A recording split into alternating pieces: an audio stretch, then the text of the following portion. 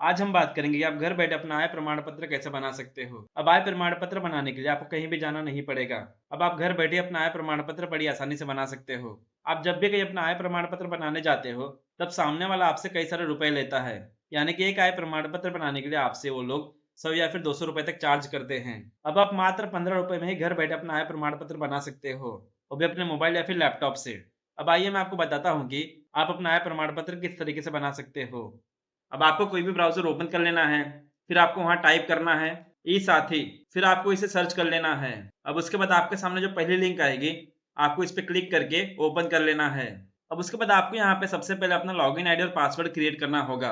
अगर आपने इससे पहले अपना लॉगिन आईडी पासवर्ड क्रिएट किया है, तब आपको अपना लॉगिन आईडी और पासवर्ड डालकर यहाँ लॉगिन कर लेना है।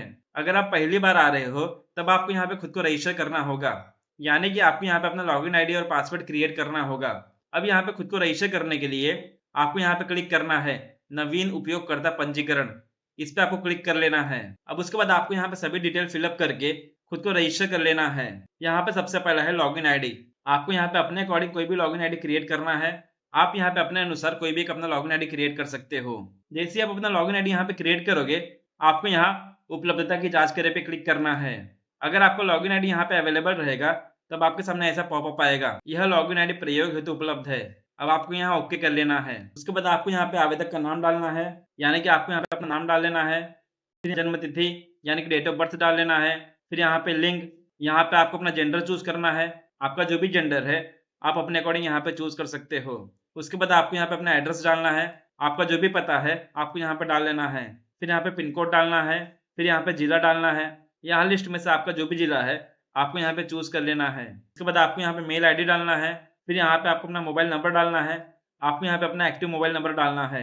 मोबाइल नंबर डालने के बाद आपको सेंड ओटीपी पे क्लिक करना है। जैसे आप इस पे क्लिक करोगे, आपके मोबाइल नंबर पे एक ओटीपी आएगा। आपको ओटीपी यहाँ पे डाल लेना है। ओटीपी डालने के बाद आपको यहाँ वैलिडेट ओटीपी पे क्लिक करना है। उसके बाद आपको यहाँ पे कैप्चा डालना है। यहाँ पे जो भी कैप्चा आपको दिखाई देगा, आपको यहाँ पे टाइप कर लेना है। अब ये सभी डिटेल डालने के बाद आपको यहाँ सुरक्षित करे पे क्लिक करना है। उसके बाद आपको यहाँ पे रजिस्ट्रेशन कंप्लीट हो जाएगा। अब उसके बाद आप यहाँ लॉगिन वाले पेज पर वापस चले आएंगे। अब आपने जो अपना लॉगिन आईडी क्रिएट किया है, आपको वही अपना लॉगिन आईडी पासवर्ड या फिर ओटीपी डाल के यहाँ लॉगिन कर लेना है। तो चलिए अब हम लॉगिन कर लेते हैं। लॉगिन आईडी पासवर्ड और कैप्चा डालने के बाद आपको यहाँ सबमिट कर देना है। अब उसके बाद आपके सामने इस साथी का पोर्टल ओपन हो जाएगा। आपको यहाँ पर कई सारे सर्विसेज देखने को मिलेंगे। आप यहाँ पे देख सकते हो आवेदन पत्र, प्रमाण पत्र सेवा।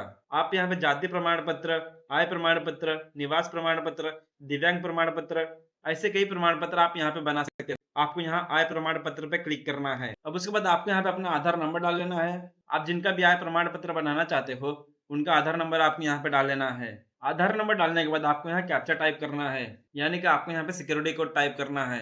यहाँ पे जो भी कैप्चा आपको दिखाई देगा, आपको यहाँ पे सेम टाइप करना है। अब उसके बाद आपको यहाँ इस वाले बॉक्स पे टिक करना है। अब आपको यहाँ सबमिट पे क्लिक करना है।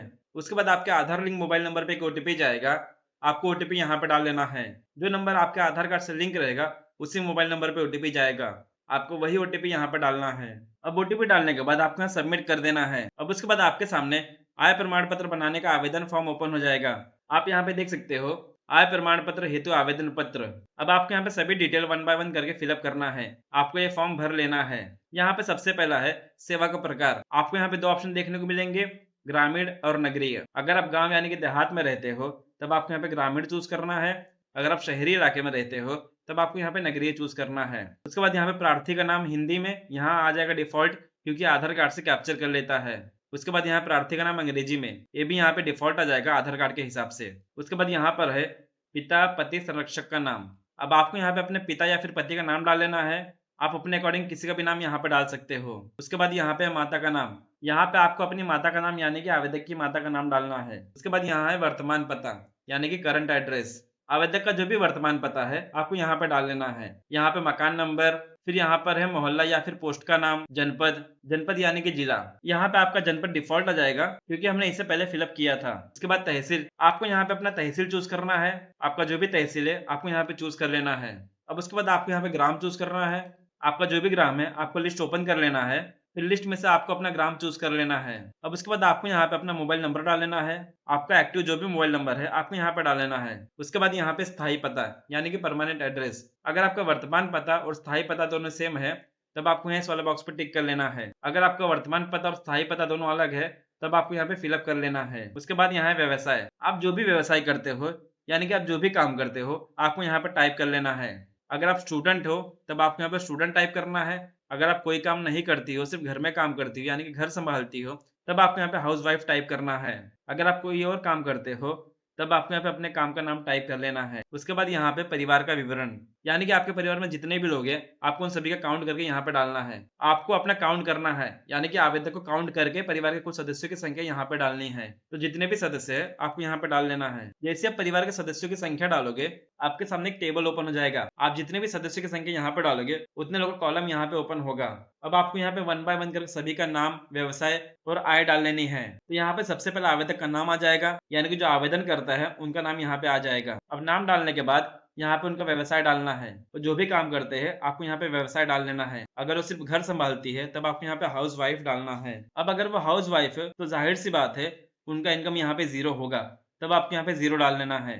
तो इसी तरीके से आपको सभी परिवार के सदस्यों का नाम यहाँ पे डालना है, नाम, व्यवसाय, आय। अब परिवार के सदस्यों का नाम डालने के बाद आपको नीचे चले आना है। अब आप यहाँ पे देख सकते हो आय निर्धारण हेतु आवेदक की श्रेणियां। आपको यहाँ पे कई सारे ऑप्शन यहाँ पे देखने को मिलते रहेंगे।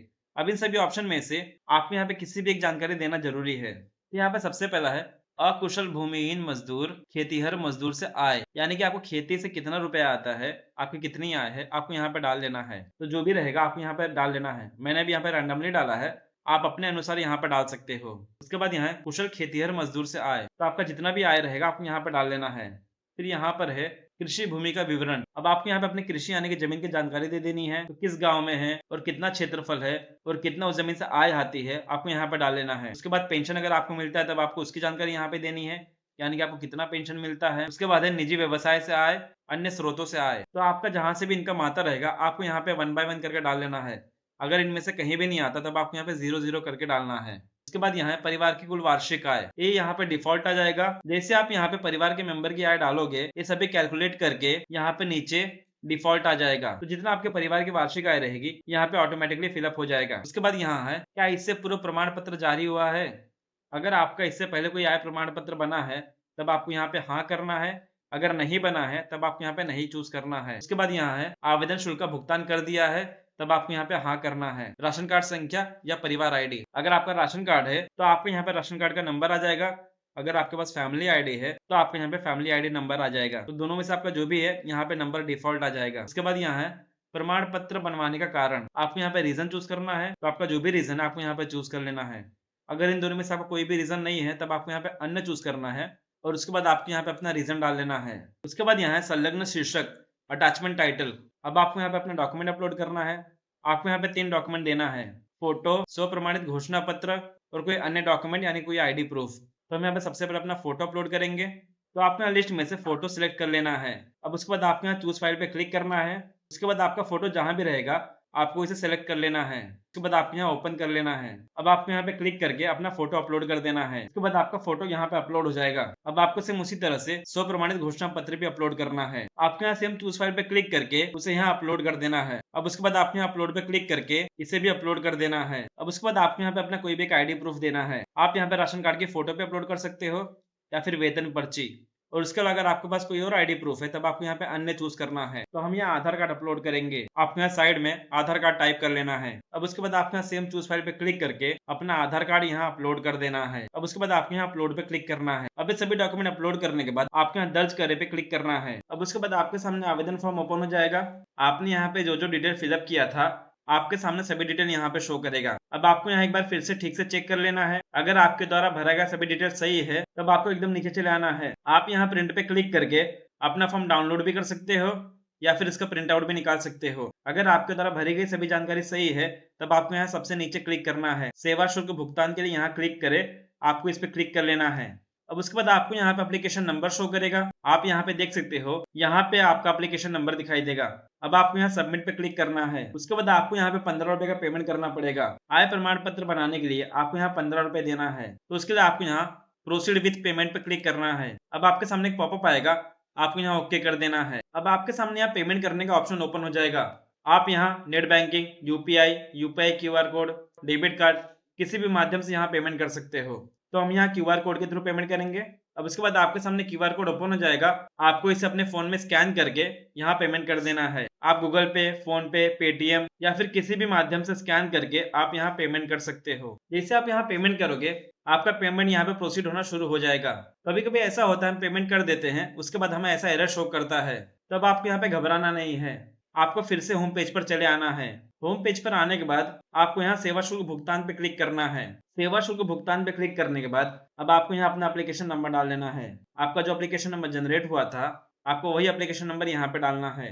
एप्लीकेशन नंबर डालने के बाद अब आपको यहाँ सबमिट कर देना है। ये थोड़ा समय लेगा, फिर ओपन हो जाएगा। अब आपको यहाँ पे ट्रांजेक्शन डिटेल दिखाई देगा, order number, application number, customer name, transaction ID, transaction date and time and amount. अब आपको यहाँ सुरक्षित करे पे क्लिक करना है। अब उसके बाद आपका पेमेंट यहाँ पे सक्सेसफुल हो जाएगा। आपके सामने आपका पावती पत्र यानी कि एक्नॉलेजमेंट स्लिप ओपन हो जाएगा।